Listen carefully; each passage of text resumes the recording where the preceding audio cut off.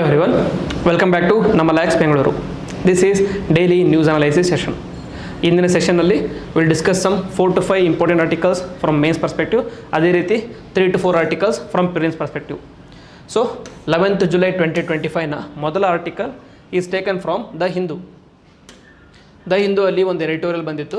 Editorial ಅಂತಂದರೆ aiding India's progress with choice, control and capital. Okay, so ಈ ಆರ್ಟಿಕಲಲ್ಲಿ ಮೇಜರಾಗಿ ಏನು ಡಿಸ್ಕಸ್ ಮಾಡಿದರೆ ಅಂತಂದರೆ, ಇವತ್ತು ವರ್ಲ್ಡ್ ಪಾಪ್ಯುಲೇಷನ್ ಡೇ ನಡೀತಾ ಇದೆ 2025. ಸೊ ಅದಕ್ಕೋಸ್ಕರ ಇಂಡಿಯಾದ ಪಾಪ್ಯುಲೇಷನ್ನ ಪ್ರೋಗ್ರೆಸ್ ಮಾಡೋದಕ್ಕೋಸ್ಕರ ಏನೇನು ಮಾಡ್ಬೇಕಂತ ಆರ್ಟಿಕಲಲ್ಲಿ ಎಕ್ಸ್ಪ್ಲೇನ್ ಮಾಡಿದ್ದಾರೆ. ಸೊ ಕೀ ಪಾಯಿಂಟ್ಸ್ ಇದೆ, ಹೇಳಿದ್ದನ್ನ ನೋಟ್ ಮಾಡ್ಕೊಳ್ಳಿ. So India is home to the world's largest with population with 371 million belonging to the age of 15 to 29. Stands at a critical juncture where empowering young people, especially the adolescent girls, can become a defining force in national progress. Okay, so youth ಅಥವಾ Young people ಜಾಸ್ತಿ ಇದೆ, ಅದರಲ್ಲೂ ಕೂಡ adolescent ಗರ್ಲ್ಸ್ನ empower ಮಾಡಬೇಕು. ಯಾವ ಥರ? Through choice, control and capital empower ಮಾಡಿದರೆ ಇಂಡಿಯಾದ ಗ್ರೋತು ಜಾಸ್ತಿ ಆಗುತ್ತೆ ಅಂತ ಹೇಳ್ತಿದ್ದಾರೆ. Marking World Population Day 2025, the article reaffirms the principle of 1994 International Conference on Population and Development. ಒಂದು ಕಾನ್ಫರೆನ್ಸ್ ಇತ್ತು, ಆ ಕಾನ್ಫರೆನ್ಸ್ ನಡೆದಿರೋ ದಿನಕ್ಕೆ ವರ್ಲ್ಡ್ ಪಾಪ್ಯುಲೇಷನ್ ಡೇ ಅಂತ ಸೆಲೆಬ್ರೇಟ್ ಮಾಡ್ತಾರೆ. ಓಕೆ, ಸೊ ಆ ಕಾನ್ಫರೆನ್ಸಲ್ಲಿ ಅಥವಾ international conference on population and ಡೆವಲಪ್ಮೆಂಟಲ್ಲಿ ಏನು ಡಿಸ್ಕಸ್ ಮಾಡಲಾಗಿತ್ತು ಅಂದರೆ, ಫಸ್ಟ್ ಒನ್ ರೀಪ್ರೊಡಕ್ಟಿವ್ ಆಟೋನಮಿ, ಹೆಣ್ಣು ಮಕ್ಕಳಿಗೆ ರೀಪ್ರೊಡಕ್ಷನ್ ಮೇಲೆ ತಮ್ಮ ಆಟೋನಮಿ ಇರಲಿ ಅಂತ. ನೆಕ್ಸ್ಟು ಇನ್ಫಾರ್ಮ್ಡ್ ಚಾಯ್ಸ್, ಜೊತೆಗೆ ಜೆಂಡರ್ ಈಕ್ವಾಲಿಟಿ ಇರಲಿ ಅಂತ ಡಿಸ್ಕಸ್ ಮಾಡಿದ್ರು. ಅದೇ ಅದ್ರ ಮೇಲೆ ಆರ್ಟಿಕಲ್ ರಿಯಫರ್ಮ್ ಮಾಡುತ್ತೆ. ಇದನ್ನ ಇವಾಗಲೂ ಕೂಡ ಫಾಲೋ ಮಾಡಿದರೆ ಇಂಡಿಯಾದಲ್ಲಿ ಪ್ರೋಗ್ರೆಸ್ನ ಕಾಣ್ಬೋದು ಅಂತ ಹೇಳ್ತಿದ್ದಾರೆ. So despite initiatives like Beti Bachao and Beti Padhao and national adolescent health programme, challenges such as child marriage, teenage pregnancies and lack of reproductive freedom persist even now.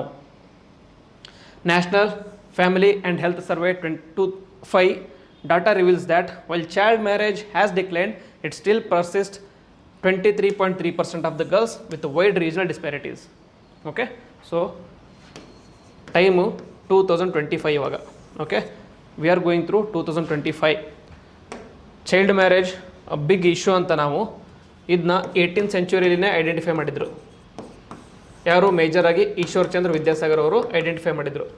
Eshwar Chandra Vidyasagar identify ಮಾಡಿ ಇಂಡಿಯಾದಲ್ಲಿ ಚೈಲ್ಡ್ ಮ್ಯಾರೇಜ್ನ ಅಬೋಲಿಷ್ ಮಾಡಬೇಕಂತ ಮ್ಯಾರೇಜ್ ರಿಸ್ಟ್ರೆಂಟ್ ಆ್ಯಕ್ಟ್ಗೆ ಹೋರಾಟ ಮಾಡಿದರು. ಅದಾದಮೇಲೆ ಶಾರದಾ ಆ್ಯಕ್ಟ್ ಬಂತು, ಅದಾದಮೇಲೆ ಬೇರೆ virus act ಎಲ್ಲ ಬಂತು.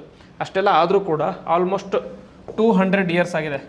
ಆಲ್ಮೋಸ್ಟ್ 200 ಇಯರ್ಸ್ ಆದರೂ ಕೂಡ ಇಂಡಿಯಾದಲ್ಲಿ ಚೈಲ್ಡ್ ಮ್ಯಾರೇಜ್ ಇನ್ನೂ ಪರ್ಸಿಸ್ಟ್ ಆಗುತ್ತೆ. ನಾಟ್ ಎಲ್ಲೋ ಅಲ್ಲೊಂದು ಇಲ್ಲೊಂದು ಅಂತಲ್ಲ, 23.3% ಆಫ್ ದ ವಿಮೆನ್ ಅಥವಾ ಗರ್ಲ್ಸು ಅದಕ್ಕೆ ಎಫೆಕ್ಟ್ ಆಗ್ತಿದೆ ಅಂತ ಹೇಳ್ತಿದ್ದಾರೆ. Okay, so even after all the effort of all the social reformers, India still lakhs in this aspect. So article ಏನು ಹೇಳುತ್ತೆ ಅಂದರೆ, ಆರ್ಟಿಕಲ್ ಕೆಲವೊಂದು ಪ್ರೋಗ್ರಾಮ್ಸ್ನ ಹೈಲೈಟ್ ಮಾಡುತ್ತೆ.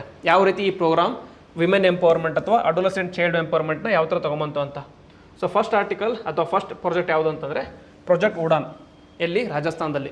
ಚೈಲ್ಡ್ ಮ್ಯಾರೇಜ್ನ ಅವಾಯ್ಡ್ ಮಾಡೋದಕ್ಕೆ ಅಥವಾ ಕಡಿಮೆ ಮಾಡೋದಕ್ಕೋಸ್ಕರ ತಂದಿರುವಂಥ 3 ಇಂಪಾರ್ಟೆಂಟ್ ಪ್ರೋಗ್ರಾಮ್ಸ್ ಇದು, ಸ್ಕೀಮ್ಸ್ ಅಥವಾ ವೆಲ್ಫೇರ್ ಪ್ರೋಗ್ರಾಮ್ಸ್ ಇದು. First one project Udaan. ಇದು it prevented 30,000 child marriages and 15,000 teenage pregnancies by keeping girl in school and ensuring reproductive health access. Okay, so child ಮ್ಯಾರೇಜ್ನ ಅವಾಯ್ಡ್ ಮಾಡೋದಕ್ಕೆ ಇವರು ಕಂಡುಹಿಡಿದಿರುವಂಥ ಸೊಲ್ಯೂಷನ್ ಏನು ಅಂತಂದರೆ ಎಜುಕೇಷನ್. ಅಂದರೆ if you are keeping children in school ಅಥವಾ girl child in school, ಆವಾಗ they will not be seen as a burden ಅಂತ ಕನ್ಸಿಡರ್ ಮಾಡೋಂಗಿಲ್ಲ. They will B seen as a resource ಅಂತ ಕನ್ಸಿಡರ್ ಮಾಡ್ತಾರೆ. ಅದಕ್ಕೋಸ್ಕರ ಚೈಲ್ಡ್ ಮ್ಯಾರೇಜ್ನ ಕಡಿಮೆ ಮಾಡಿದ್ದಾರೆ. ಸೆಕೆಂಡ್ ಪ್ರಾಜೆಕ್ಟ್ ಅದ್ವಿಕಾ, ಎಲ್ಲಿ? ಒಡಿಶಾ ಅಲ್ಲಿ. It focused on youth empowerment and declared 11,000 villages child marriage free. First and ಫಾರ್ಮೋಸ್ಟಲ್ಲಿ ಎಜುಕೇಷನ್ ಮೇಲೆ ಫೋಕಸ್ ಮಾಡಿದರೆ, ಸೆಕೆಂಡ್ ಒನ್ನಲ್ಲಿ ಯೂತ್ ಎಂಪವರ್ಮೆಂಟ್ ಮೇಲೆ ಫೋಕಸ್ ಮಾಡಿದರು. ಯೂತ್ ಎಂಪವರ್ಮೆಂಟ್ ಆಗೋದ್ರಿಂದ ದೇ ಬಿಕೇಮ್ ಮೋರ್ ಎಂಪವರ್ಡ್ ಅಥವಾ ಮೋರ್ ಅವೇರ್ನೆಸ್ ಜನರೇಟ್ ಆಯಿತು. ಆವಾಗ they understood child marriage is a negative aspect. Child ಮ್ಯಾರೇಜ್ನ ಮಾಡಬಾರ್ದಂತ ಅರ್ಥ ಮಾಡಿಕೊಂಡು ಚೈಲ್ಡ್ ಮ್ಯಾರೇಜ್ ಕಡಿಮೆ ಆಯಿತು. ಥರ್ಡ್ ಒನ್ ಪ್ರಾಜೆಕ್ಟ್ ಮಂಜಿಲ್.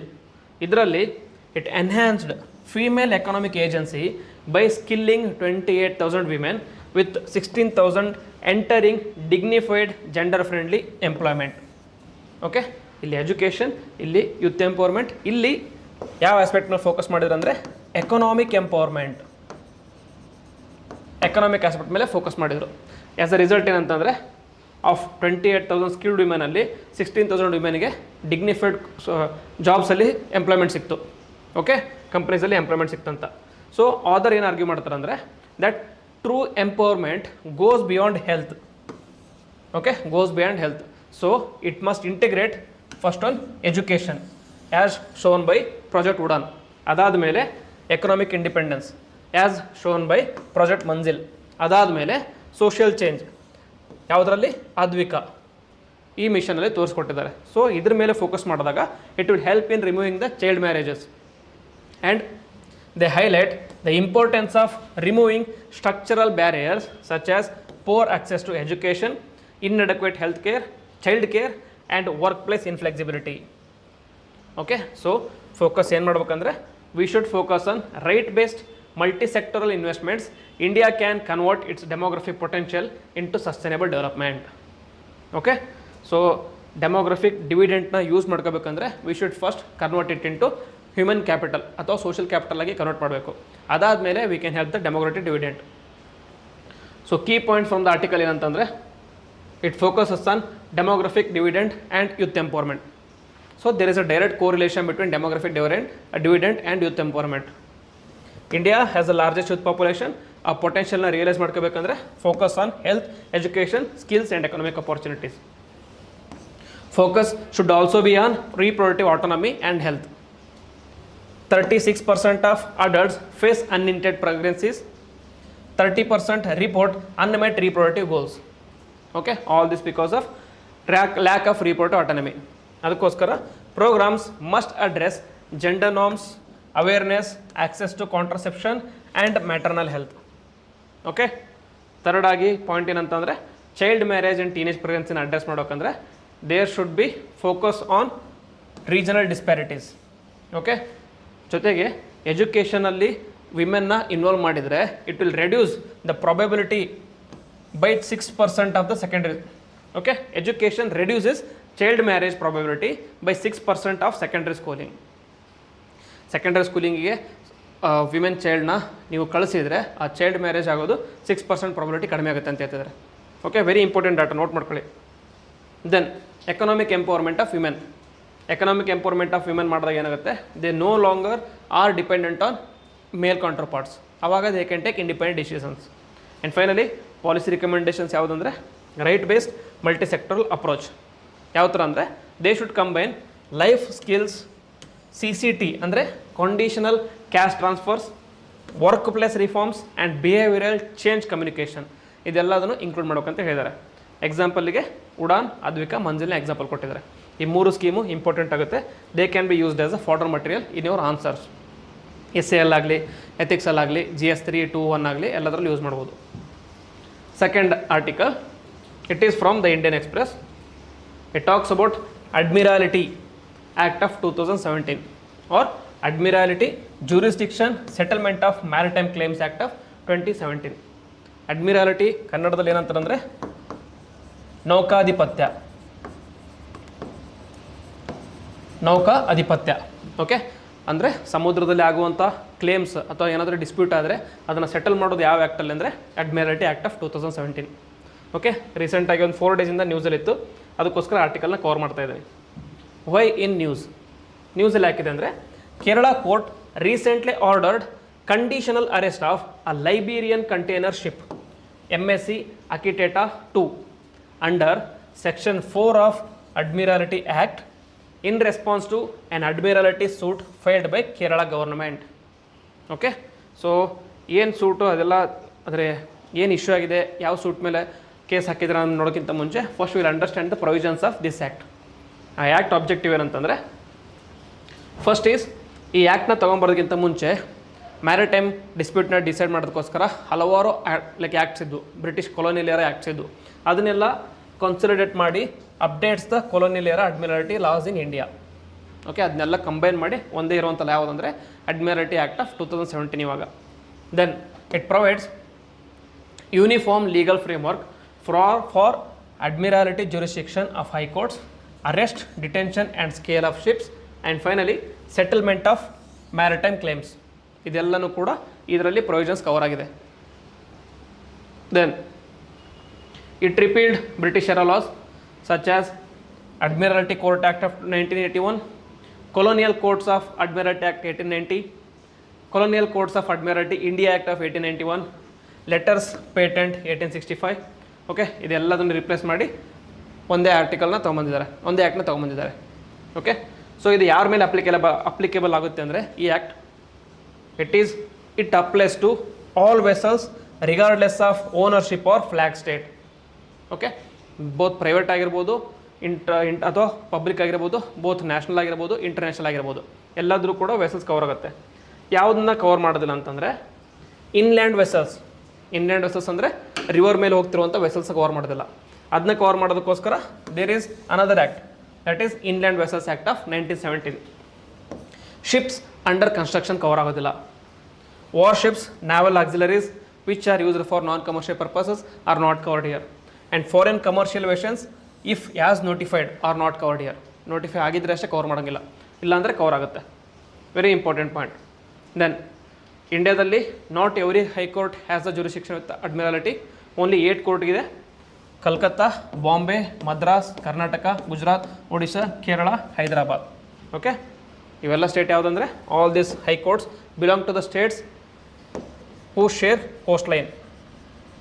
ಓಕೆ, ಕೋಸ್ಟ್ ಲೈನ್ ಇರುವಂಥ ಸ್ಟೇಟ್ಗೆ ಅಡ್ಮಿರಾಲ್ಟಿ ಆ್ಯಕ್ಟ್ ಕೊಟ್ಟಿದ್ದಾರೆ. Okay, then jurisdiction extends to territorial waters within the respective jurisdiction. Okay, ಅಂದರೆ for example Karnataka coastal line ಏನಾದರೂ ಇಷ್ಟ ಆಯ್ತು ಅಂದರೆ ಯಾರು ನೋಡ್ಕೋತಾರೆ ಅಂದರೆ ಬೆಂಗಳೂರು ಹೈಕೋರ್ಟ್ ಅಥವಾ ಕರ್ನಾಟಕ ಹೈಕೋರ್ಟ್. ತಮಿಳ್ನಾಡಲ್ಲಿ ಆಯ್ತು ಅಂದರೆ ಮದ್ರಾಸ್, ಆ ರೀತಿ. ದೆನ್ ಅಡ್ಮಿರಾಲಿಟಿ ಜ್ಯೂರಿಸ್ಡಿಕ್ಷನಲ್ಲಿ ಡಿಫ್ರೆಂಟ್ ಟೈಪ್ಸ್ ಆಫ್ ಕ್ಲೇಮ್ಸ್ ಇರುತ್ತೆ. ಯಾವುದು ಇಂಪಾರ್ಟೆಂಟ್ ಕ್ಲೇಮ್ಸ್ ಅಂದರೆ first one, it covers disputes regarding ownership or possession of a vessel. ಆ ವೆಸಲ್ನ ಓನರ್ಶಿಪ್ ಯಾರ್ದಿದೆ ಅಥವಾ ಯಾರು ಪೊಸೆಸ್ ಮಾಡ್ತಾರೆ ಅಂತ ಕನ್ಸಿಡರ್ ಮಾಡೋದು ಅಥವಾ ಡಿಸೈಡ್ ಮಾಡೋದು ಅಂದರೆ ಈ ಆ್ಯಕ್ಟಲ್ಲಿ. Damage or loss caused by the operation of vessel. ಆ ವೆಸಲ್ ಏನಾದರೂ ಡ್ಯಾಮೇಜ್ ಆಗಿತ್ತಂದರೆ ಇದನ್ನ ಕನ್ಸಿಡರ್ ಮಾಡ್ತಾರೆ. ಈ ರೀಸೆಂಟಾಗಿ ಆಗ್ತಿರೋ ಕೇಸ್ ಯಾಕೆ ಅಂತಂದರೆ ಆ ಲೈಬೀರಿಯನ್ ಶಿಪ್ ಇದೆಯಲ್ಲ, ಆ ಲೈಬೀರಿಯನ್ ಶಿಪ್ಪಲ್ಲಿ ಆಯಿಲ್ ಸ್ಪಿಲ್ ಆಗಿತ್ತು. ಆಯಿಲ್ ಸ್ಪಿಲ್ ಆಗಿ ಕೇರಳ ಕೋಸ್ಟಲ್ ಏರಿಯಾ ಇದೆಯಲ್ಲ, ಆ ಕೋಸ್ಟಲ್ ಏರಿಯಾದಲ್ಲಿ ಆಯಿಲ್ ಸ್ಪಿಲ್ ಆಗಿ ಲೋಕಲ್ ಎನ್ವಿರಾನ್ಮೆಂಟ್ ಅಥವಾ ಎಕಾಲಜಿನ ಡೆಸ್ಟ್ರಾಯ್ ಮಾಡಿತ್ತು. ಅದಕ್ಕೋಸ್ಕರ ಆ ಕೋಸ್ಟಲ್ ಏರಿಯಾ ಮೇಲೆ, ಆ ಎನ್ವಿರಾನ್ಮೆಂಟ್ ಮೇಲೆ ಡಿಪೆಂಡ್ ಆಗಿರುವಂಥ ಲೋಕಲ್ ಎಕಾನಮೀಸ್ಗೆ ಪ್ರಾಬ್ಲಮ್ ಆಗಿದೆ, ಲಾಸ್ ಆಗಿದೆ ಅಂತೇಳಿ ಕೇರಳ ಗೌರ್ಮೆಂಟ್ ಜ್ಯೂರಿಸ್ಡಿಕ್ಷನ್ ಅಥವಾ ಅಡ್ಮಿರಾಲ್ಟಿ ಆ್ಯಕ್ಟಲ್ಲಿ ಹೋಗಿ ಸೂಟ್ನ ಫೈಲ್ ಮಾಡಿದರು. ಅದಕ್ಕೋಸ್ಕರ ಇವಾಗ ಇಶ್ಯೂ ನ್ಯೂಸಲ್ಲಿದೆ. ಇದು ಬ್ಯಾಕ್ಗ್ರೌಂಡ್. ಓಕೆ, ದೆನ್ ಈ ಕೇಸಲ್ಲಿ ಡ್ಯಾಮೇಜ್ ಆಗಿದೆ, ಅದನ್ನ ರಿಕವರ್ ಮಾಡೋದಕ್ಕೋಸ್ಕರ ಅಡ್ಮಿರಾಲ್ಟಿ ಜ್ಯೂರಿಸ್ಡಿಕ್ಷನ್ ಆ್ಯಕ್ಟಲ್ಲಿ ಹೋಗಿದ್ದಾರೆ. Then loss of life or injury connected to vessel, damage to goods or cargo. ಯಾವುದೊಂದು ವೆಸಲ್ಲಿ ನೀವು ಗೂಡ್ಸ್ನ ಕಳಿಸಿರ್ತೀರ ಬೇರೆ ದೇಶದಿಂದ, ಆ ಡ್ಯಾಮೇಜ್ ಆಗಿತ್ತು ಅಂತಂದಾಗ ಯಾರ ಮೇಲೆ ಹೋಗುತ್ತೆ ಅಂದರೆ ಆ ವೆಸಲ್ ಓನರ್ ಮೇಲೆ ಆಗುತ್ತೆ. Then carriage contracts like charter party agreements, contract ಇರುತ್ತೆ, ಕಾಂಟ್ರಾಕ್ಟ್ನ ಯಾರಾದರೂ ಅಪ್ಹೋಲ್ಡ್ ಮಾಡಲಿಲ್ಲ ಅಂದಾಗ ಆಬ್ವಿಯಸ್ಲಿ ಆ್ಯಕ್ಟ್ಸಲ್ಲಿ ಹೋಗ್ತಾರೆ. Mortgage, land or charge on a vessel. Then salvage, towage or pilotage. Not very important, ಅದೆಲ್ಲ ತೀರಾ ಟೆಕ್ನಿಕಲ್ ಟರ್ಮ್ ಆಗುತ್ತೆ. ಟೋವೇಜ್ ಅಂತಂದರೆ ಯಾವುದಾದ್ರೂ ಒಂದು ಶಿಪ್ಪು ಸಮುದ್ರದಲ್ಲಿ ಸ್ಟಾಪ್ ಆಗಿತ್ತು ಅಂದಾಗ ಅದನ್ನ ಟೋ ಮಾಡಿ ಹೇಳ್ಕೊಂಡು ಹೋಗ್ತಾರೆ, ಆ ಥರ. ದೆನ್ ಇದರಲ್ಲಿ ಡಿಫರೆಂಟ್ 2 ಟೈಪ್ಸ್ ಆಫ್ ಜ್ಯೂರಿಸ್ಡಿಕ್ಷನ್ ಇರುತ್ತೆ: ಇನ್ ರೆಮ್, ಇನ್ ಪರ್ಸನಮ್ ಅಂತ. ಇನ್ ರೆಮ್ ಅಂದರೆ legal action against the vessel it self. Vessel ಅಂದರೆ ಶಿಪ್ ಮೂವ್ ಆಗ್ತಿದೆ ಅಂದರೆ, ಶಿಪ್ಪಿಂದ ಏನಾದರೂ ಇಶ್ಯೂ ಆಗಿತ್ತು ಅಂದರೆ ಆ ಶಿಪ್ನೇ ಅರೆಸ್ಟ್ ಮಾಡ್ತಾರೆ. ಅಂದರೆ ಡೈರೆಕ್ಟ್ ಹೋಗಿ ಶಿಪ್ಪಿಗೆ ಬೇಡಿ ಹಾಕೋದಲ್ಲ, ಶಿಪ್ನ ಮೂವ್ ಆಗದೇ ಇರೋ ಥರ ಕ್ಲೋಸ್ ಮಾಡ್ತಾರೆ. ಸೆಕೆಂಡ್, ಇನ್ ಪರ್ಸನಮ್ ಅಂದರೆ legal action against the person or entity responsible. Okay, ಆ ಶಿಪ್ನ ಯಾರು ಮೂವ್ ಮಾಡ್ತಿರ್ತಾರೆ, ಆ ಶಿಪ್ ಯಾರು ಓನರ್ಶಿಪ್ ಇರುತ್ತೆ ಅವ್ರ ಮೇಲೆ ಮೂವ್ ಮಾಡ್ತಾರೆ.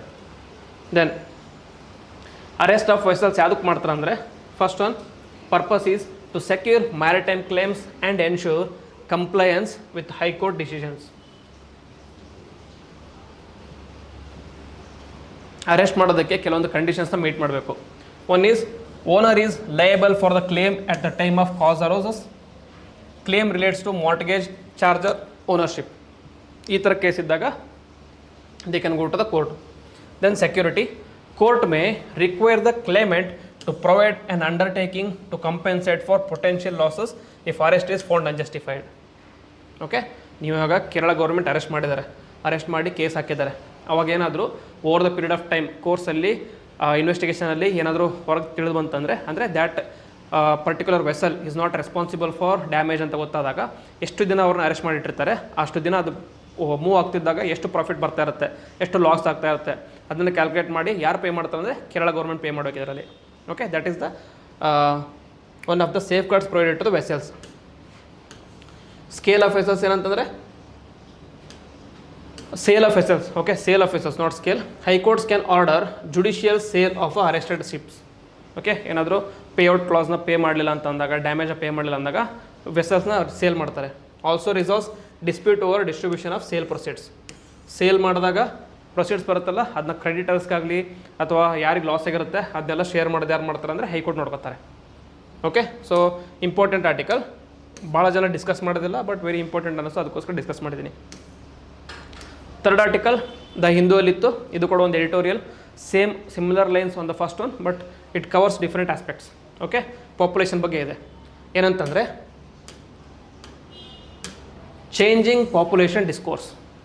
ಆದರ್ ಏನು ಹೇಳ್ತಾರೆ ಅಂದರೆ, public discussions on population have shifted from Malthusian fears of overpopulation and ecological strain to growing panic over declining fertility rates.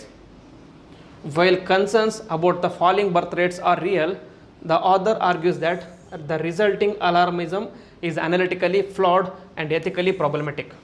Okay, so just ಒಂದು 10 years ಅಥವಾ 20 years ಬ್ಯಾಕ್ ಹೋದಾಗ ಏನಾಗಿತ್ತು ಅಂದರೆ, ಎಲ್ಲರೂ ಯಾವುದ್ರ ಮೇಲೆ ಫೋಕಸ್ ಮಾಡ್ತಾ ಇದ್ರು ಅಂದರೆ ಪಾಪ್ಯುಲೇಷನ್ ಎಕ್ಸ್ಪ್ಲೋಷನ್ ಆಗ್ತಾಯಿದೆ ಅಂತ ಫೋಕಸ್ ಮಾಡ್ತಾಯಿದ್ರು. ಪಾಪ್ಯುಲೇಷನ್ ಎಕ್ಸ್ಪ್ಲೋಷನ್ ಆಗ್ತಾಯಿದೆ ಅಂತ ಫೋಕಸ್ ಮಾಡ್ತಾಯಿದ್ರು. ಈ ಪಾಪ್ಯುಲೇಷನ್ ಎಕ್ಸ್ಪ್ಲೋಷನ್ನ ಒಂದು ಮಾಲ್ಥೂಷಿಯನ್ ಥಿಯರಿ ಅಂತಿದೆ.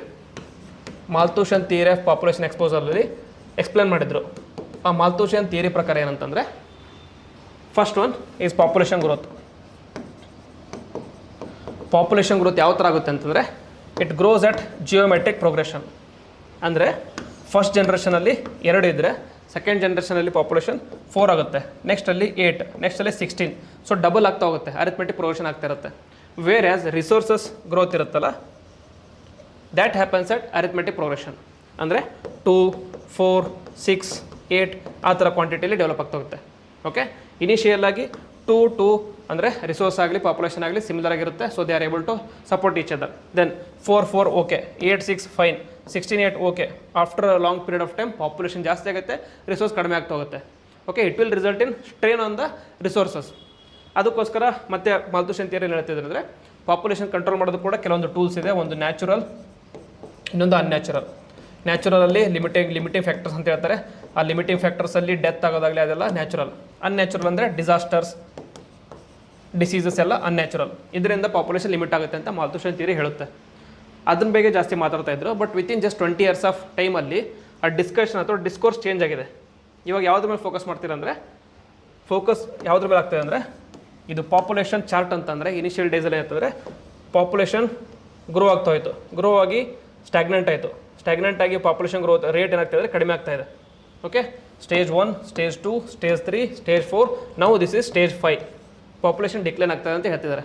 ಅದಕ್ಕೋಸ್ಕರ ಎಲ್ಲರೂ ಫೋಕಸ್ನ ಪಾಪ್ಯುಲೇಷನ್ ಡಿಕ್ಲೈನ್ ಆಗೋದಾಗಲಿ ಫರ್ಟಿಲಿಟಿ ರೇಟ್ ಡಿಕ್ಲೈನ್ ಆಗೋದ್ರ ಮೇಲೆ ಫೋಕಸ್ ಮಾಡ್ತಿದ್ದಾರೆ. ಈ ಆದರೆ ಏನು ಹೇಳ್ತಾರೆ ಅಂದರೆ, focus should not be on this, focus should still be on regard to population explosion or with regard to environment ಅಂತ ಹೇಳ್ತಿದ್ದಾರೆ. ಯಾಕೆ ಅನ್ನೋದಕ್ಕೆ ಕೆಲವೊಂದು ಜಸ್ಟಿಫಿಕೇಶನ್ ಕೊಡ್ತಿದ್ದಾರೆ. Okay, so according to the author, she calls the population collapse as a myth. ಏನಂತಂದರೆ, ರೀಸೆಂಟಾಗಿ Elon Musk have express concerns over a impending population collapse supporting pro-natalist narratives. However, the data from United Nations Population Prospects contradicts this. Okay, Elon Musk ಒಂದು tweet ಮಾಡಿದರು. ಏನಂತಂದರೆ, world is going through a population winter ಅಂತ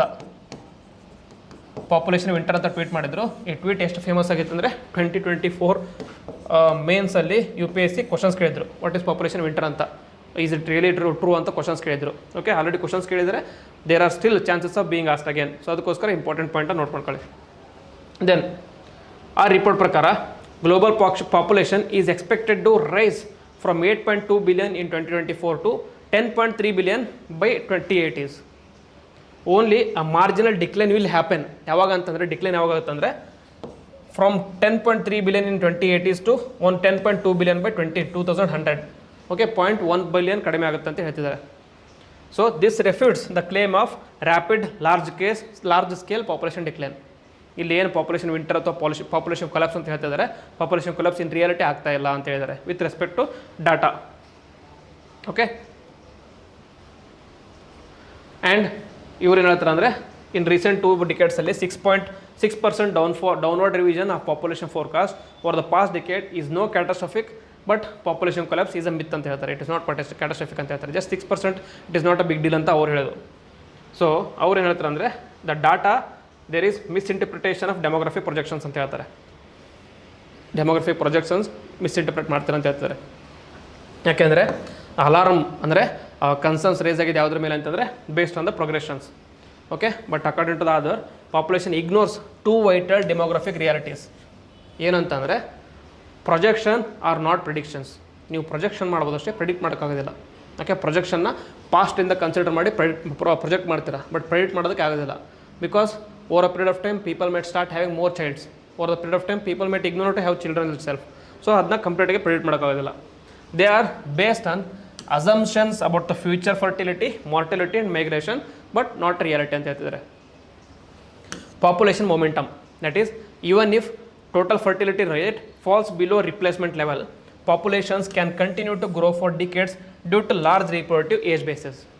okay, ಏನು ಹೇಳ್ತಾರೆ ಅಂದರೆ per couple, okay 2 members ಒಂದು couple ಅಂತ consider ಮಾಡಿದರೆ ಪರ್ ಕಪಲ್ 2.1 ಫರ್ಟಿಲಿಟಿ ರೇಟ್ ಅಂದರೆ ಫರ್ಟಿಲಿಟಿ ರೇಟ್ ಅಂದರೆ ಓವರ್ ದ ಪೀರಿಯಡ್ ಆಫ್ ಟೈಮಲ್ಲಿ ಎಷ್ಟು ಮಕ್ಕಳನ್ನ ಅವರು ರಿಯರ್ ಮಾಡ್ತಾರೆ, ಚೈಲ್ಡ್ ರಿಯರ್ ಮಾಡ್ತಾರೆ ಅಂತ. ಸೊ 2.1 ಅಂದರೆ 2.1ಕ್ಕಿಂತ ಕಡಿಮೆ ಹೋಗಿದ್ರು ಕೂಡ ಇದು ಇಶ್ಯೂ ಆಗೋದಿಲ್ಲ. ಯಾಕೆ ಅಂತಂದರೆ ಮೇ ಬಿ ದ ಕಪಲ್ಸ್ ಅಂದರೆ ಪರ್ ಕಪಲ್ ಪಾಪ್ಯುಲೇಷನ್ ಕಡಿಮೆ ಆಗ್ಬೋದು, ಅಂದರೆ ಪರ್ ಕಪಲ್ ಮಕ್ಕಳು ಕಡಿಮೆ ಆಗೋದು. ಬಟ್ ಓವರ್ ಆಲ್ ಏನಂತಂದರೆ ಕಪಲ್ಸ್ ರೇಟ್ ಜಾಸ್ತಿ ಇದೆ. ಯಾಕಂದರೆ population is so high that there are so like high number of young population who are in the reproductive age base ಅಂತ ಹೇಳ್ತಿದ್ದಾರೆ. Okay, then the real fertility crisis and unmet reproductive desires. ಇವ್ರು ಏನು ಹೇಳ್ತಾರೆ ಅಂದರೆ fertility crisis not because it is going down 2.1 but it is because unmet reproductive desires. ಏನಂತಂದರೆ ಕೆಲವೊಂದು sections of the society ಅಥವಾ ಕೆಲವೊಂದು ಸೆಕ್ಷನ್ಸ್ ಆಫ್ ವರ್ಲ್ಡಲ್ಲಿ people want to have more children, ಜಾಸ್ತಿ ಮಕ್ಕಳು ಬೇಕಂತ ಡಿಸೈರ್ ಮಾಡ್ತಾರೆ, but they are not able to have more children. That is the real crisis ಅಂತ ಹೇಳ್ತಿದ್ದಾರೆ. ಯಾಕೆ ಅಂದರೆ according to UNFPA report title 2025 that is the real fertility crisis. The key issue is not people choosing not to have children but people unable to have the number of children they want. Okay, data ಏನಂತಂದರೆ of the 14,000 respondents across 14 countries was surveyed. ಆ survey ಮಾಡಿದಾಗ 1 in 5 said that they are not able to realize their desired fertility. 40% had to permanently forego having children they wanted. Okay, ನಮ್ದು discourse ಯಾವುದ್ರ ಮೇಲೆ focus ಆಗಿದೆ ಅಂದರೆ women ಅಥವಾ female counterparts ಇರ್ತಾರಲ್ಲ, they are choosing not to have ಚಿಲ್ಡ್ರನ್ನ ಬೇಡ ಅಂತಂದೇಳಿ ಡಿಸೈಡ್ ಮಾಡ್ತಾ ಇದ್ದಾರೆ. And this is considered as ultra feminism or wokism ಅಂತ ಕನ್ಸಿಡರ್ ಮಾಡಿ ಪ್ರೋ ನಾಟಲಿಸ್ಟ್ ಅಂದರೆ ಮಕ್ಕಳು ಜಾಸ್ತಿ ಬೇಕಂತ ಫೋರ್ಸ್ ಮಾಡೋರು ಏನು ಮಾಡ್ತಾರೆ ಅಂದರೆ ಅವರು ಬ್ಲೇಮ್ ಎಲ್ಲ ಈ ರೀತಿಯಾದಂಥ ವಿಮೆನ್ ಅಥವಾ ಫೀಮೇಲ್ ಮೇಲೆ ಫೋರ್ಸ್ ಮಾಡ್ತಾ ಇದ್ದಾರೆ. ನೀವು ಮಕ್ಕಳನ್ನ ಜಾಸ್ತಿ ಏನೋ ಹೆರಿಗೆ ಮಾಡ್ತಾ ಇಲ್ಲ, ಮಕ್ಕಳನ್ನ ಹರಿಯರ್ ಮಾಡ್ತಾ ಇಲ್ಲ, ಅದಕ್ಕೋಸ್ಕರ ಪಾಪ್ಯುಲೇಷನ್ ಕಡಿಮೆ ಆಗ್ತದೆ ಅಂತ ಹೇಳ್ತಿದ್ದಾರೆ. But in reality there are other women or other couple ಯಾರು ಜಾಸ್ತಿ ಮಕ್ಕಳು ಬೇಕಂತ ಅನ್ಕೊಂಡಿರ್ತಾರೆ, but they are not able to meet the demand. ಮಕ್ಕಳು ಜಾಸ್ತಿ ಬೇಕು ಅನಿಸಿದ್ರು ಕೂಡ ಮಕ್ಕಳನ್ನ ಮಾಡೋಕ್ಕಾಗ್ತಾ ಇಲ್ಲ. ಯಾಕೆ ಅಂತಂದರೆ ಬಿಕಾಸ್ ಆಫ್ ಸರ್ಟನ್ ಬ್ಯಾರಿಯರ್ಸ್. ಈ ಆರ್ಟಿಕಲಲ್ಲಿ they have given certain barriers specific to India. One is financial limitation. Okay, ಏನಂತಂದರೆ like child rearing is not a simple issue. ಒಂದು ಮಕ್ಕಳನ್ನ ಅಡಲ್ಟ್ ಆಗಿ ಗ್ರೋತ್ ಆಗಿ ಡೆವಲಪ್ ಮಾಡಬೇಕಂದ್ರೆ ಎಜುಕೇಷನ್, ಹೆಲ್ತ್, ವೆಲ್ಫೇರ್ ಎಲ್ಲ ನೋಡ್ಕೋಬೇಕಂದ್ರೆ it is very costly affair. So like normal middle income citizen ಅಥವಾ middle income couple in India they can only sustain only or support only 2 children. ಅದಕ್ಕಿಂತ ಮೇಲೆ ಮಕ್ಕಳು ಬೇಕು ಅಂದರೂ ಕೂಡ they are not able to support because of these issues. One is financial limitations, second housing issues. ಮನೆಯದು ಕೂಡ rent ಆಗಲಿ house build ಮಾಡೋದೆಲ್ಲ full costly affair. Then lack of quality child health care, infertility and unemployment. Okay, ಇದೆಲ್ಲದಕ್ಕೋಸ್ಕರ ಮಕ್ಕಳು ಜಾಸ್ತಿ ಬೇಕು ಅಂತ ಇದ್ದರೂ ಕೂಡ they are not able to fulfil the reported desires because of all these reasons. South ಕೊರಿಯಾದ ಕೇಸ್ನ ಕೂಡ ಹೈಲೈಟ್ ಮಾಡಿದ್ದಾರೆ. ಏನಂತಂದರೆ South Korea was going through population decline, so they invested $200 billion in pro-natalist efforts over the 20 years. As a result, they saw a 7.3% increase in the births linked to higher marriage and positive attitudes. Okay, support ಮಾಡಿದ್ರು, $200 billion support ಮಾಡಿದಾಗ 7.3% increase ಆಯಿತು. ಆದರೂ ಕೂಡ ಕೆಲವೊಂದು limitations ಇದೆ ಅಂತ ಹೇಳ್ತಾರೆ. That is financial and housing. Okay, so because of these limitations people are not able to fulfil the reproductive desires. Focus ಯಾವುದ್ರ ಮೇಲೆ ಇರಬೇಕಂದ್ರೆ focus on these people who are not able to fulfil their desires rather than ಯಾರು ಮಕ್ಕಳು ಬೇಡ ಅಂತ ಕೂತಿರ್ತಾರೆ ಅವ್ರನ್ನ force ಮಾಡೋ ಬದಲು ಮಕ್ಕಳು ಬೇಕಂತಿರ್ತಾರಲ್ಲ ಅವರಿಗೆ ಸಪೋರ್ಟ್ ಮಾಡಿ ಅಂತ.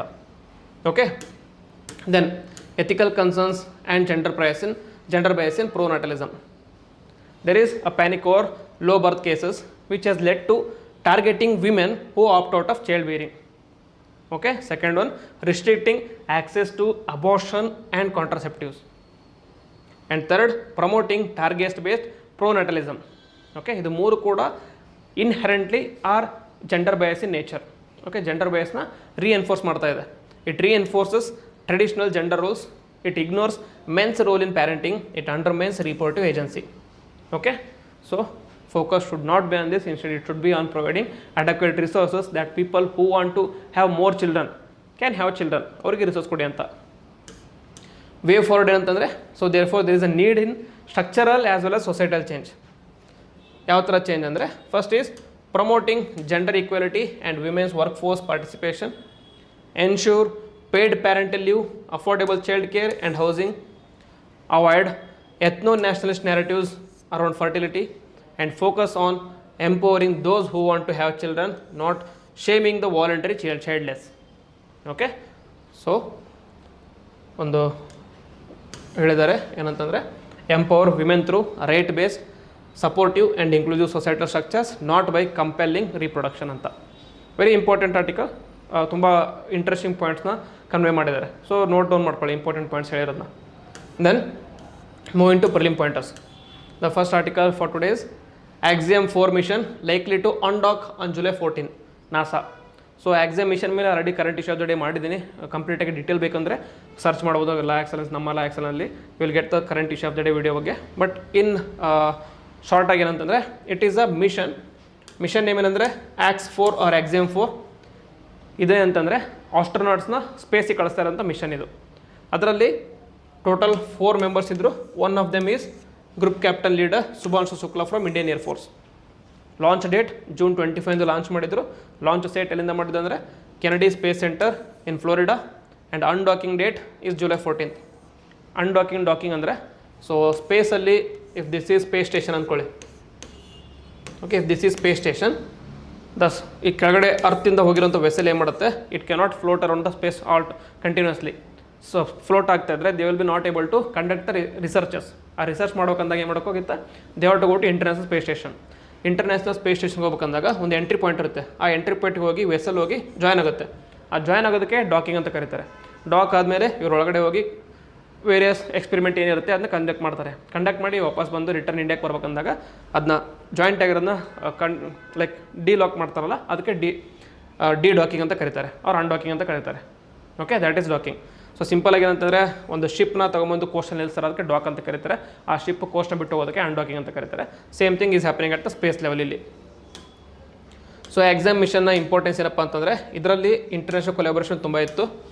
ಟೋಟಲ್ 60 ಸೈಂಟಿಫಿಕ್ ಸ್ಟಡೀಸ್ನ ಮಾಡಿದ್ದಾರೆ, ವಿಚ್ ಇನ್ ನೋಡ್ 31 countries such as India, USA, Poland, etcetera. India's contribution ಏನಂತಂದರೆ, ISRO selected 7 microgravity research experiments from Indian research and development and academic institutions.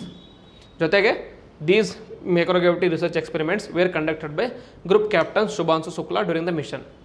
Okay, ರೀಸೆಂಟಾಗಿ ಎಸ್ಟರ್ಡೇ ನ್ಯೂಸ್ ಪೇಪರ್ ಅನ್ಸುತ್ತೆ, ಅದರಲ್ಲಿ ಶುಭಾಂಶು ಶುಕ್ಲಾ ಅವರ ಫೋಟೋ ಬಂದಿತ್ತು. ಆ ಫೋಟೋದಲ್ಲಿ he was growing some vegetable ಅಂತ space ಸ್ಟೇಷನಲ್ಲಿ ಒಂದು ವೆಜಿಟೇಬಲ್ನ ಗ್ರೋ ಮಾಡ್ತಾಯಿದ್ರು. A very like powerful image ಅಂತ ಹೇಳ್ಬೋದು. ಸಿಗ್ನಿಫಿಕೆನ್ಸ್ ಏನಂದರೆ, it demonstrates India's growing role in human space flight and human research, strengthens international space cooperation and private sector participation via missions like Axiom Space. And also for India specifically, the experience which is gained in this project is going to help in ನಮ್ಮ very own Gaganyaan ಮಿಷನಲ್ಲಿ help ಆಗುತ್ತೆ. Okay, then second one is about Talash. ಏನದು ತಲಾಶ್ ಅಂದರೆ centre and UNICEF launch career counselling for Eklavya students. That is Talash. So National Education Society for Tribal Students, NEST, under the Ministry of Tribal Affairs, is in collaboration with the UNICEF, has launched a program for students of Ekalavya Residential School. ಆ program ಏನಂತಂದರೆ it provides career counselling ಕೊಡುತ್ತೆ. Over 1.38 lakh tribal students in 470+ Ekalavya schools across India are going to get benefit. Program name Talash ಅಂತ, full form Tribal Aptitude, Life Skills and Self-Esteem Hub. Talash ಏನಂದರೆ it is a digital platform that supports psychometric assessment of the students, career counselling of the students and life skill training. Okay, and also self esteem development.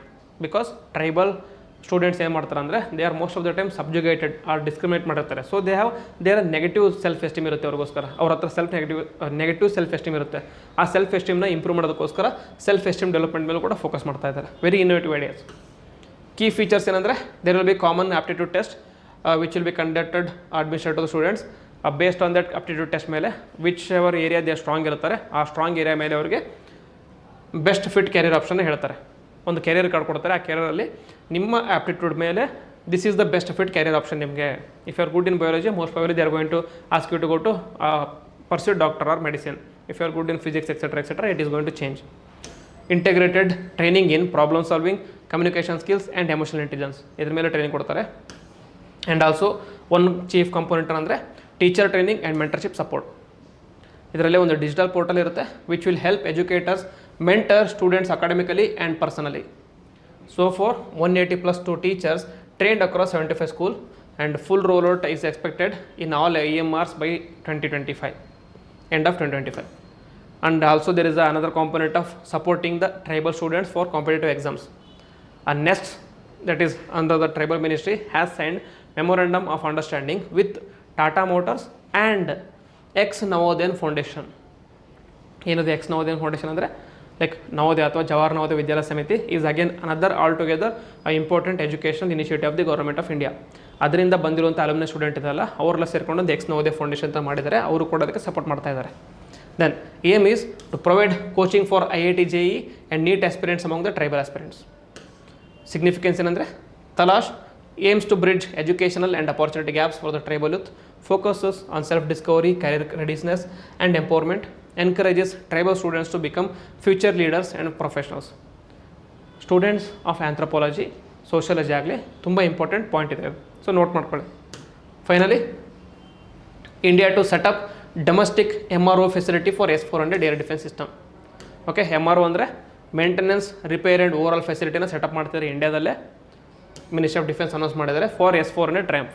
S-400 triumph it is anti satellite defence, anti missile system ಅಥವಾ anti aircraft system of Russia. ನಾವು ಇಂಡಿಯಾದವರು ಅದನ್ನ procure ಮಾಡ್ಕೊಂಡಿದ್ವಿ. So strategic importance ಏನಪ್ಪ ಅಂದರೆ this facility will help or enable India to be self reliant in maintaining advanced air defence system, become as it is in line with Make in India or Atmanirbhar Bharat. It helps India to mitigate supply chain disruptions and bypass international sanctions that may affect the availability of spare parts and technical support from Russia. ಪ್ರತಿ issue ಆದರೂ ಕೂಡ ರಷ್ಯಾಕ್ಕೆ ಹೋಗೋ ಬದಲು we can maintain, repair and over all in India own self. So S-400 significance ಏನಪ್ಪ ಅಂದರೆ post operation Sindoor ಇಂಡಿಯಾದವ್ರು ಹೋಗಿ ಪಾಕಿಸ್ತಾನ ಮೇಲೆ attack ಮಾಡಿದಾಗ ಪಾಕಿಸ್ತಾನ ರಿಟೇಲಟರಿ ಅಟ್ಯಾಕ್ ಆಗಿ ಮಿಸೈಲ್ಸ್ನ ಫೈರ್ ಮಾಡಿದರು on more than 15 Indian cities. ಆ ಮಿಸೈಲ್ಸ್ನ ಎಲ್ಲದನ್ನು ಕೂಡ ಇಂಟರ್ಸೆಪ್ಟ್ ಮಾಡಿದ್ದು ಇಂಡಿಯಾದ very own Prithvi air defence system ಜೊತೆಗೆ S-400. During Pakistan's retaliation for India's operation Sindoor, the S-400 played a crucial role in intercepting and destroying drones and missiles which were aimed at 15 Indian cities. Okay, so India's procurement of ಅಂತಂದರೆ so India ರಷ್ಯಾದ್ರ ಜೊತೆ 2018 ಡೀಲ್ನ sign ಮಾಡಿದ್ರು. So total ಆಗಿ 5 S-500 ಬೇಕಂತ. ಇವಾಗ 3 S-500 400 ಬಂದಿದೆ, ಇನ್ನೆರಡು coming ಟೈಮಲ್ಲಿ ಬರುತ್ತೆ. ಸೊ ವಾಟ್ ಈಸ್ S-400 ಅಂದರೆ it is world's most advanced air defence systems developed by Russia's Almaz Antey company. It can detect, track and destroy aerial targets including aircraft, unmanned aerial vehicle, cruise missile, ballistic missile ಎಲ್ಲನೂ ಕೂಡ. Just missile ಅಂತ ಹೇಳಿದರೆ wrong ಆಗುತ್ತೆ. The system can engage targets at range of 400 kilometers and altitudes up to 30 kilometers. So this makes it most advanced air defense system in the world. It uses multiple missile types with varying ranges and is known for multi-layered defense capability. S-400 radar and missile guidance systems are highly sophisticated, providing a 360-degree shield. So that is why it becomes very important. Okay. Last article is about India's battery passport system. So India is about to launch a battery passport system to provide digital tracking and transparency for electric vehicle batteries. Okay. So normally ಆಗುತ್ತೆ electric vehicle batteries ಎಲ್ಲಾದರೂ electric vehicle ನಿಲ್ಲಿಸಿದ್ರೆ ಬ್ಯಾಟ್ರಿನ ಕಳ್ತನ ಮಾಡ್ತಿದ್ದಾರೆ. Battery ಕಳ್ತನ avoid ಮಾಡೋದಕ್ಕೋಸ್ಕರ battery ಪಾಸ್ಪೋರ್ಟ್ನ start ಮಾಡ್ತಿದ್ದಾರೆ. So what is battery passport? It is a digital identity document for EV batteries. ಯಾವ ಥರ ಫೋನಲ್ಲಿ EM ನಂಬರ್ ಇರುತ್ತಲ್ಲ, EM ನಂಬರ್ ಅದೇ ಥರ ಇದು ಕೂಡ ಒಂದು unique identity. Each battery will have unique ID like an Aadhaar number which will be linked to QR code that stores comprehensive data. So data will be embedded in battery passport. It helps in ಇದರಲ್ಲಿ ಏನಿರುತ್ತೆ ಅಂದರೆ manufacturing source and year, battery chemistry and composition, performance metrics, life cycle and usage history, recycling and reuse potential and supply chain traceability ಎಲ್ಲ ಕೂಡ mention ಆಗಿರುತ್ತೆ. So objectives ಏನಂತಂದರೆ it helps in safety and quality, track battery health, faults and lifespan, export boost, along with the global standards for EV battery traceability, battery swapping, aids seamless battery swap with verified units. ಯಾವ ಥರ ಫೋನ್ನ swap ಮಾಡ್ತಿರ್ತೀರ ಆ ಥರ battery ಕೂಡ swap ಮಾಡ್ಬೋದು with help of this ID. Consumer awareness, buyers will know the battery age, cost efficiency, performance. Okay, ಯಾವುದಾರೊಂದು old EV ಆಗಲಿ ಅಥವಾ ಎಲೆಕ್ಟ್ರಿಕ್ ವೆಹಿಕಲ್ ಅಥವಾ ಬ್ಯಾಟ್ರಿನ ಸೇಲ್ ಮಾಡ್ಬೇಕಂದಾಗ ನೀವು ಯೂನಿಕ್ ID ನೋಡಿ ಆ ಸ್ಕ್ಯಾನ್ ಮಾಡಿದಾಗ ನಿಮಗೆ ಕಂಪ್ಲೀಟ್ ರಿಪೋರ್ಟ್ ಬರುತ್ತೆ. ಓಕೆ, ತಗೊಂಡಿದ್ದೀವಾಗ ಇಷ್ಟು ವರ್ಷ ಆಗಿದೆ, ಬೈ ಮಾಡ್ಬೋದು ಬೇಡ ಅಂತ. And finally it will help in circular economy. It ensures that batteries are recycled or reused responsibly instead of dumping them out. Okay, so very important and very interesting topics today. So all the topics na cover ಮಾಡಿದ್ದೀನಿ. So ನಿಮಗೆ video ಇಷ್ಟ ಆಗಿತ್ತು ಅಂದರೆ please like ಮಾಡಿ, comment ಮಾಡಿ, ಹಾಗೆ friends ಜೊತೆ share ಮಾಡಿ. So it will be like an appreciation for us. ಮತ್ತು ಚಾನಲ್ಗೆ ಹೊಸದಾಗಿದ್ದರೆ ಪ್ಲೀಸ್ ಸಬ್ಸ್ಕ್ರೈಬ್ ಮಾಡಿ, ಜೊತೆಗೆ ಬೆಲ್ ಐಕನ್ ಮಾಡಿ ಕ್ಲಿಕ್ ಮಾಡಿ, so that you don't miss any notification. With this I will end the video. Jai Hind.